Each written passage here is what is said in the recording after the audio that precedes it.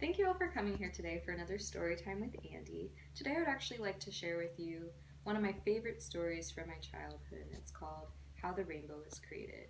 And it's actually an old story that was created by the Ojibwe Nation, and I'm so happy that it's something that I can share with you. So thank you all for coming. It goes a little something like this. Many, many years ago, when the earth was still new, there lived a man named Nanabozo who had a beautiful home with a nice waterfall next to it, and a green meadow filled with lots of flowers and rolling hills. And he was very proud of his home. But one day he looked outside and he realized that the flowers were bland. They were off-white, and he thought it was very boring. And so he came up with the idea to paint the flowers. And so one day he gathered all of his paints, lots of pots and paints, and he decided to go outside and he decided to paint the flowers. And he did so happily. He went outside and he decided that the violets were going to be blue, and that the daisies were going to be white with the yellow in the middle, and that the tiger lilies were going to be orange with little brown dots on the inside. And he was pleased with himself. He was excited about his idea of turning the flowers into a beautiful creation to match the beauty of the blue sky and the beauty of the rolling green meadow that was right outside his home. Above him, he noticed that there were two little bluebirds who were playing above him as he painted. And he thought this was special. He thought he was sharing a wonderful moment with the flowers and with the bluebirds. But they were playing a loud game, and they decided that what they wanted to do was they'd start up right in the blue sky, and that they would chase each other until they reached the bottom of the ground. And as they reached the bottom of the ground, they'd come right back up and continue chasing each other.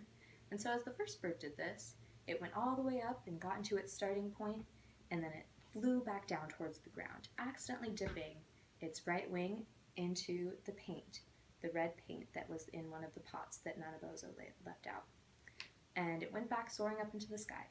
And as the second bird followed, she accidentally dipped her left wing into the orange paint that was in one of the pots that he had also left out. And Nanabozo was very angry with this. He didn't want anything disrupting his painting and the happy day that was going on that Brother Sun provided for them. And so he attempted to shoo the birds away, hoping that they would listen. But they didn't. They continued to play their game, eventually continuing to dip their feathers and their feet and their wings into the paint. And eventually they were covered in all sorts of colors. And finally Nanabozo, he got up and he stormed out over to them and said, "Shoo, shoo, get out of my way. No more playing, no more getting into my paints." And so eventually the birds gave up. They decided to go play somewhere else because they had been bothering Nanabozo. And so they decided to make their way towards the beautiful waterfall that was next to Nanabozo's house.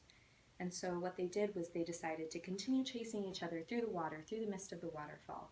And as they did so, the first bird, he went into the mist of the waterfall, and as he came out, he left a red streak in the sky, beautiful red streak. And as the other bluebird, went into the mist of the waterfall, she left an orange, bright orange streak right under the red one. And as they continued doing this, there were many colors that the birds were creating as they went through the mist and as they strode across the sky. There was just a beautiful rainbow arch that was created.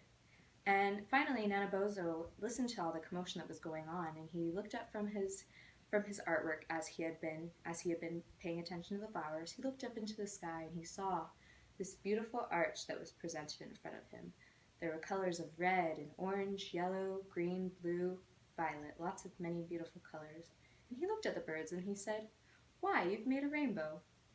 And they had indeed. They made a beautiful rainbow arch that was presented for Nanabozo, which completed the beautiful sky that he had, and the sun, and the waterfall, the meadows, and the flowers that he had just painted. It seemed to bring everything together into one neat little unique piece of land. And so he decided to permanently keep the rainbow there. He wanted other people to come and see the beauty that his house created. And so he left it there, and from that day forward, every day that Brother Sun shone as bright as he did, the waterfall misted as hard as it could, there was a beautiful rainbow that shone in the sky. And that was the story of how the rainbow was created.